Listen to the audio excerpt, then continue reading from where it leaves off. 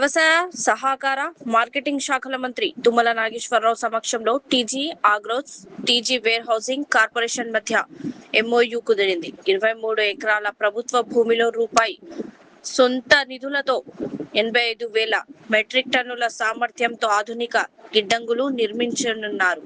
పనులు 15 నెలల్లో పూర్తి చేయాలని లక్ష్యంగా పెట్టుకున్నారు. రైతులు పంటలను సురక్షితంగా నిల్వ చేసుకుని అనుకూల సమయంలో విక్రయించుకునేందుకు ఈ గిడ్డంగులు ఉపయోగపడతాయని మంత్రి తుమ్మల తెలిపారు. ప్రభుత్వ భూముల పరిరక్షణతో పాటు వ్యవసాయ మౌలిక వసతుల బలోపేతానికి ప్రభుత్వం కట్టుబడి ఉందన్నారు. మ్యూజియాలు కేవలం పురాతన వస్తువుల నిల్వ కేంద్రాలు కాకుండా నాగరికత, సంస్కృతి, చరిత్ర, జీవన విధానానికి అద్దం పట్టే జ్ఞాన కేంద్రాలని రాష్ట్ర పర్యాటక, సాంస్కృతిక, పురావస్తు శాఖ మంత్రి జూపల్లి కృష్ణారావు అన్నారు. అంతర్జాతీయ మ్యూజియం దినోత్సవం సందర్భంగా పబ్లిక్ గార్డెన్ లోని రాష్ట్ర మ్యూజియంలో నిర్వహించిన కార్యక్రమంలో ఆయన పాల్గొన్నారు. తెలంగాణ వారసత్వ సంపదను ప్రపంచానికి పరిచయం చేసి రాష్ట్రాన్ని అంతర్జాతీయ పర్యాటక పటంలో నిలపాలని ప్రభుత్వం కృషి చేస్తోందన్నారు. చారిత్రక ప్రాంతాల్లో స్థానిక యువతకు ఉపాధి కల్పించేందుకు పర్యాటక గైడ్లకు ప్రత్యేక శిక్షణ ఇచ్చి నియామకాలు చేపడతామని, ఇందుకోసం రూపాయి 5 కోట్లు కేటాయిస్తామని మంత్రి ప్రకటించారు. ఇందులో పాల్గొంటున్న మీ అందరూ కూడా ఈ శుభ సందర్భంలో మీ అందరూ హృదయపూర్వక నమస్కారాలు, శుభాకాంక్షలు తెలియజేస్తా ఉన్నా. ఈ మ్యూజియంస్ అనేది ఈరోజు మనం ఎంత చూస్తూ ఉన్నామో, అంటే మన పూర్వీకులు వేల సంవత్సరాల క్రితం నుంచి ఎటువంటి సాంకేతిక పరిజ్ఞానం లేని సందర్భంలో, ఎటువంటి ఇన్స్ట్రుమెంట్స్, ఎటువంటి మిషనరీ లేని సందర్భంలో ఇంత గొప్ప గొప్ప కట్టడాలు, గొప్ప గొప్ప చెక్కడాలు, గొప్ప గొప్ప అంటే మన యొక్క చారిత్రక సంపద ఇది చూసి తరించాల్సిందే తప్ప వింటే మనకు దాని యొక్క టేస్ట్ అనేది తెలియదు, చూడాలి.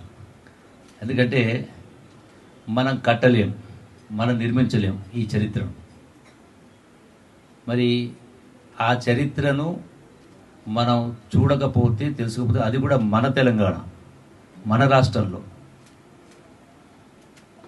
అవి చూడకపోతే, తెలుసుకోకపోతే మన జీవితం సంపూర్ణం కాదు అనేది నా యొక్క భావన. Life is only one. I don't believe in rebirth. So జీవితం యొక్క మకరందాన్ని ఆస్వాదించాలంటే ఇవన్నీ కూడా విని చూసి తరించినప్పుడే మన యొక్క జీవితానికి కూడా ఒక సార్థకత అనేది ఉంటుంది. మరి ఈనాటి ఈ మ్యూజియాలు అనేది ఒక పురాతన ఒక వస్తువుల నిల్వ కేంద్రాలు మాత్రమే కాదు, మన నాగరికత, మన సంస్కృతి, మన యొక్క సాంప్రదాయాలు, చరిత్ర, జీవన విధాన నిదర్శనం. ఎట్లయితే మన ఈ మ్యూజియంస్ గురించి మనం ఇంటర్నేషనల్ డే చేస్తూ ఉన్నామో, ఇక అనాదిగా మన పూర్వీకులు వచ్చినటువంటి దీంతో పాటుగా అట్లాగే మన ఆలోచనలు, మన నాగరికత, మన జీవన విధానాలు, విలువలు రకరకాలు ఉన్నాయి. ఇవన్నీ కూడా మన పూర్వీకులు వచ్చినటువంటివి ఈనాడు మనం మర్చిపోతా ఉన్నాం, కనుమరుగైతా ఉన్నాం. అందుకే ఇటువంటి కనీసం ఈ యొక్క అంతర్జాతీయ ఇటువంటి మహోత్సవాల సందర్భంలో మాత్రమే మనం చూస్తూ ఉన్నాం. అందుకే ఈనాటి మన దేశం యొక్క గొప్పతనం, నాగరికత, సంస్కృతి, సాంప్రదాయాలన్నీ కూడా ఈ యొక్క వారసత్వ సంపద. మరి ఈ సంవత్సరం ప్రపంచ మ్యూజియం దినోత్సవం theme museums uniting a divided world. Theme of this international museums day, museums uniting a divided world. విభజిత ప్రపంచాన్ని ఏకం చేసేటువంటి ఒక మ్యూజియాలు. ఈ థీమ్ ద్వారా మ్యూజియాలు కేవలం చారిత్రక వస్తువుల ప్రదర్శన మాత్రమే కాదు, భిన్న సంస్కృతులు, సమాజాలు, తరాలు, ప్రాంతాల మధ్య వారధిగా పనిచేస్తాయని ప్రపంచానికి తెలియజేసేటువంటి సందర్భం.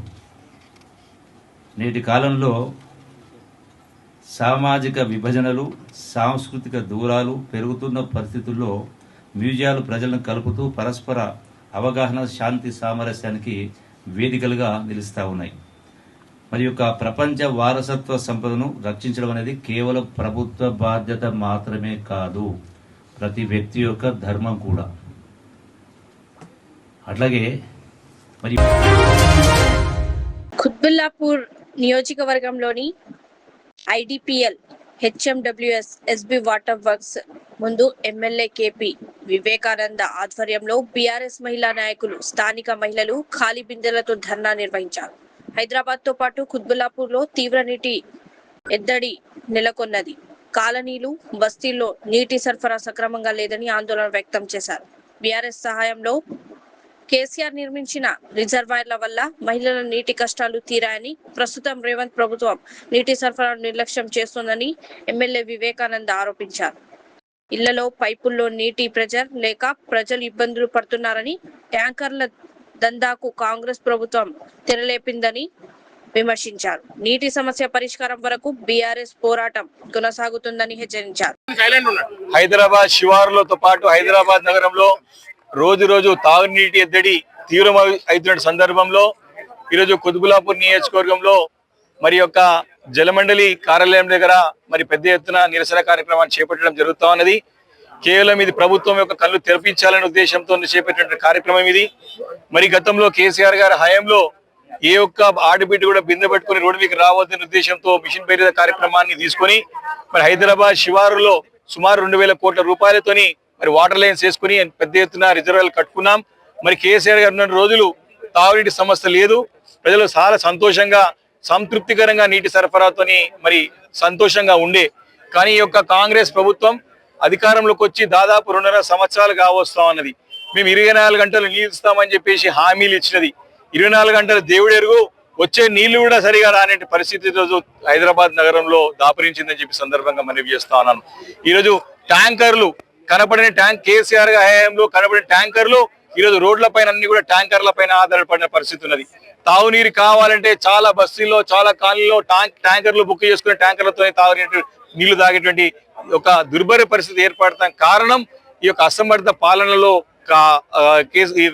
రేవంత్ రెడ్డి గారి యొక్క అసమర్థతతోని మరి ఈ యొక్క సందర్భం దాపురించిందని చెప్పి సందర్భంగా మనవి చేస్తున్నాను. ముఖ్యమంత్రి గారు పదే పగటి కలలు అంటా ఉన్నాడు. ముఖ్యమంత్రి గారు లేని ఫోర్త్ సిటీ గురించి ఆలోచన చేసుకుంటూ, లేని ఫోర్త్ సిటీ అని చెప్పుకుంటూ, ఫ్యూచర్ సిటీ అనుకుంటూ, పగటి కలలు అనుకుంటూ అక్కడ ఒక మనిషి లేడు, ఒక ఇల్లు లేదు, ఒక ముంగిలి లేదు, ఒక వాడ లేదు, ఒక ఊరు లేదు, ఒక బడి లేదు, ఒక గుడి లేని ప్రాంతానికి నేను మెట్రో రైలు తీసుకుపోతాను, హెలికాప్టర్ తీసుకుపోతాను, వాడికి పెద్ద నగరం సృష్టిస్తానని చెప్పేసి గాల్లో మేడలు కడుతూ మరి పగటి కలలు అంటూ కాలయాపన చేస్తా ఉన్నాడు. లేని ఫోర్త్ సిటీ గురించి, భవిష్యత్తు లేని అంటే ఫ్యూచర్ లేని యొక్క ఫోర్త్ సిటీ గురించి ఆలోచన చేసుకుంటా ఇంత పెద్ద నగరాన్ని యొక్క భవిష్యత్తుని, ఇంత పెద్ద సిటీ యొక్క ఫ్యూచర్ ని మరి అంధకారంలో నెట్టేస్తున్నటువంటి యొక్క అసమర్థ నాయకుడు ఈ రేవంత్ రెడ్డి గారు అని చెప్పక తప్పదు. ఈ రోజు ఇంత పెద్ద నగరంలో కోటికి పై జనాభా ఉన్నటువంటి నగరంలో నీళ్లు ఉక్కడి నీళ్ళు సరఫరా అయ్యేటువంటి పరిస్థితి రోజు ఏర్పడ్డది. ఈరోజు మరి ఏ నీళ్ళు వచ్చినాయి అంటే దాంట్లో ప్రెజర్ ఉంటలేదు. అదే విధంగా ఈ జలమండలి కార్యాలయంలో సీవరేజ్ బోర్డులో కూడా రూపాయి నిధులు లేవు. ఈ యొక్క బోర్డు అంతా కూడా మరి పూర్తిగా నష్టంలో కూరుకుపోయినది. ఈ యొక్క బోర్డుని కాపాడుకోవాల్సిన బాధ్యత ప్రభుత్వం పైన ఉన్నది. మరి 3 సంవత్సరాల దగ్గరగా వస్తున్నది, రూపాయి నిధులు ఇచ్చింది లేదు. 3 బడ్జెట్లు అయినాయి. 3 బడ్జెట్లో హైదరాబాద్ నగరానికి కేటాయించింది శూన్యం. ఒక రూపాయి కూడా కేటాయించలేక, కొత్త ప్రాజెక్ట్ తీసుకురాలేక హైదరాబాద్ ప్రజలకు దాహార్తిని తీర్చడంలో ఘోరంగా విఫలమైంది ప్రభుత్వం అని చెప్పి సందర్భంగా మనవి చేస్తున్నాను. కాబట్టి ముఖ్యమంత్రి గారి యొక్క కళ్ళు తెరిపించాలనే ఉద్దేశంతోనే, ఈ ప్రభుత్వం యొక్క మొద్దు నిద్ర వీడాలనే ఉద్దేశంతోనే ఈరోజు ఆందోళన కార్యక్రమం చేపట్టడం జరిగింది. ఈ తాగుడి సమస్య తక్షణం పరిష్కరించకపోతే తప్పకుండా బీఆర్ఎస్ పార్టీ ఒక ఆధ్వర్యంలో ముఖ్యమంత్రి రేవంత్ రెడ్డి గారు ఇల్లుని ముట్టడించడం ఖాయం అని చెప్పి సందర్భంగా ప్రభుత్వాన్ని హెచ్చరిస్తా ఉన్నాను. కేవలం ఢిల్లీ టూర్లకి, ఇతర రాష్ట్రాల ఎన్నికల డబ్బులు పంపించడమే దృష్టి కేంద్రీకరించడం తప్ప, రాజకీయాలకే తన యొక్క సమయాన్ని కేటాయించడం తప్ప మరి ఇక్కడ ప్రజలకి అవసరాలని, ప్రజల యొక్క సమస్యలు పరిష్కరించడంలో ఈ ప్రభుత్వం ఘోరంగా విఫలమవుతా ఉన్నది. కాబట్టి తప్పకుండా ఆయన ఏదో ఇంకా పెద్ద కళలు, పగటి కళలు ఏం కంటున్నాడు, ఇంకా నేను ముఖ్యమంత్రి ఉంటా 30 వరకు, దాంతో ఢిల్లీ పోతా అని చెప్పేసి అంటా ఉన్నాడు. అవి బంద్ చేసుకోండి ముఖ్యమంత్రి గారు. ప్రజలు మీకు గుణపాఠం చెప్పడానికి, మీరు చేస్తున్నటువంటి ఈ యొక్క ప్రజా వ్యతిరేక కార్యక్రమాలను ఎండగట్టడానికి, మీకు గుణపాఠం చెప్పడానికి ప్రజలు సిద్ధంగా ఉన్నారని చెప్పి తెలియజేసుకుంటూ, మరి మన కేసీఆర్ గారు మంచి నీటి సరఫరా మరి సంతృప్తికరంగా చేసుకుని ఈ రోజు బాధాకరమైన పరిస్థితులు నెట్టినందుకు మేము నిరసనగా చేపట్టిన కార్యక్రమాన్ని తప్పకుండా ఇంకా పెద్ద ఎత్తున ఆందోళన, ఉధృతమైనటువంటి ఆందోళన కార్యక్రమాలు చేపడతాం. మరి రాబోయే వారం 10 రోజుల్లో ఈ తాగునీటి సమస్యని అన్ని కాలనీలో, శివారు ప్రాంతాల్లో, హైదరాబాద్ నగరంలో అనేక సమస్య ప్రాంతాలు ఉన్నాయి, కుత్బుల్లాపూర్ లో కూడా అనేక సమస్యలు ఉన్నాయి. కాబట్టి తాగునీటి సమస్య పరిష్కారంతో పాటు మురుగునీటి కాలువలు, అదే విధంగా డ్రైనేజ్ సిస్టమ్ నిర్మాణంలో కూడా నిధులు కేటాయించడం ప్రభుత్వం ముందుకు రాకపోతే పెద్ద ఎత్తున ఆందోళనలు పాల్పడడం తప్పవని చెప్పి సందర్భంగా మనవి చేస్తా ఉన్నాం. జై తెలంగాణ. భారత మాజీ రాష్ట్రపతి స్వర్గీయ నీలం సంజీవరెడ్డి గారి జయంతి సందర్భంగా ముఖ్యమంత్రి శ్రీ రేవంత్ రెడ్డి గారు ఆ మహానీయుడికి ఘనంగా నివాళులు అర్పించారు. స్వాతంత్రం సమర యోధుడు, రాజనీతిజ్ఞుడైన నీలం సంజీవరెడ్డి గారు జాతీయోద్యమానికి అందించిన సేవలు మరవలేనివని గుర్తు చేసుకున్నారు. ఆంధ్రప్రదేశ్ ముఖ్యమంత్రిగా, రాష్ట్రపతిగా ఆయన ప్రజా జీవితంలో చూపిన అంకిత భావం, ఆదర్శాలు భావితరాలకు స్ఫూర్తిగా నిలుస్తాయని పేర్కొన్నారు. పాలమూరు రంగారెడ్డి ప్రాజెక్టు భూసేకరణ వేగవంతం చేయాలి. సీఎం రేవంత్ రెడ్డి పాలమూరు రంగారెడ్డి ఎత్తిపోతల ప్రాజెక్టుకు సంబంధించిన భూసేకరణ ప్రక్రియను యుద్ధ ప్రాతిపదికన పూర్తి చేయాలని ముఖ్యమంత్రి రేవంత్ రెడ్డి ఆదేశించారు. ఉమ్మడి మహబూబ్ నగర్ జిల్లా మంత్రులు, ఎమ్మెల్యేలతో ఎంసీఆర్ హెచ్ఆర్డీలో నిర్వహించిన సమావేశంలో సాగునీటి ప్రాజెక్టుల పురోగతిపై సమీక్షించారు. భూసేకరణ నిధుల చెల్లింపుల్లో జాప్యం లేకుండా చర్యలు తీసుకుంటామని, పెండింగ్ బిల్లులు విడుదలకు ప్రభుత్వం సిద్ధంగా ఉందని సీఎం తెలిపారు. జిల్లాలోని అన్ని సాగునీటి ప్రాజెక్టులను మంత్రులు, అధికారులు నిరంతరం పర్యవేక్షించాలని సూచించారు. కేంద్ర ప్రభుత్వం ప్రతిష్టాత్మకంగా నిర్వహిస్తున్న స్వచ్ఛ భారత్ మిషన్ ఉన్నత స్థాయి సమావేశానికి హాజరైన తెలంగాణ రాష్ట్ర ఉప ముఖ్యమంత్రి భట్టి విక్రమార్క దేశ రాజధానిలో విజ్ఞాన్ భవన్ లో కేంద్ర మంత్రి ఆధ్వర్యంలో అన్ని రాష్ట్రాల మున్సిపల్ అడ్మినిస్ట్రేషన్, అర్బన్ డెవలప్మెంట్ మంత్రులతో ప్రారంభమైన కీలక సమావేశం. ముఖ్యమంత్రి రేవంత్ రెడ్డి సూచన మేరకు రాష్ట్ర ప్రభుత్వం తరపున ఈ సమావేశానికి హాజరైన డిప్యూటీ సీఎం భట్టి విక్రమార్క ఎంసెట్ 2026లో 156.63 మార్కులతో రాష్ట్ర స్థాయి తొలి ర్యాంక్ సాధించిన ఉప్పల్ నియోజకవర్గం చిల్కనగర్ కు చెందిన మల్లాడి ఋషిని మాజీ మంత్రి బీఆర్ఎస్ వర్కింగ్ ప్రెసిడెంట్ కేటీఆర్ ఘనంగా అభినందించారు. ఎమ్మెల్యే బండారి లక్ష్మారెడ్డి ఆధ్వర్యంలో నానక్రామ్గూడలోని కేటీఆర్ నివాసంలో ఋషికి ₹1,00,000 చెక్కును అందజేశారు. సాధారణ కుటుంబం నుంచి వచ్చి రాష్ట్రంలో మొదటి ర్యాంక్ సాధించడం గొప్ప విషయమని కేటీఆర్ కొనియాడారు. క్రమశిక్షణ, సమయపాలన, నిరంతర శ్రమలతో విద్యార్థులు ఉన్నత ఫలితాలు సాధించవచ్చని ఎమ్మెల్యే బండారి లక్ష్మారెడ్డి పేర్కొన్నారు.